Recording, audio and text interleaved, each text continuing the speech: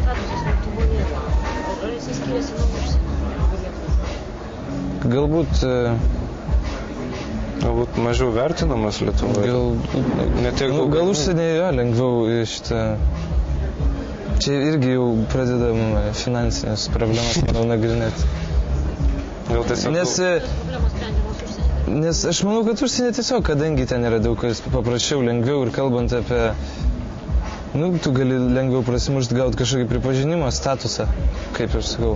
Nes Lietuvoje tų kūrėjų, kurie neturi kažkokio statuso arba yra, tai jie geriau ir neturėtų, nes daug yra iš tikrųjų ganėtinai tokių dalykų nerimtų ir kūrėjų nerimtų. O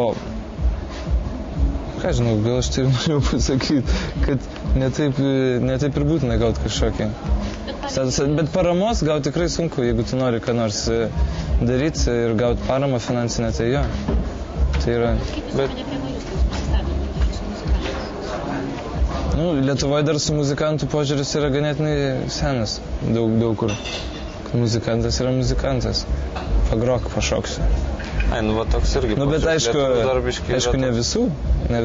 Apie protingus žmonės nekalbu. Kai kur tu, muzikantas. Tau gal pavydį biškį. Įvairių požiūrį yra į muzikantą, nes... Daug kas norėtų mokėti, pavyzdžiui, groti taip, bet nenorėtų gyventi tokį gyvenimą. Ganėtinai dėl to, kad iš tikrųjų šito nelabai išgyveni, tas juokingas pasišaipimas, pasakymas, kad gyveni kaip muzikantas, taip ir yra.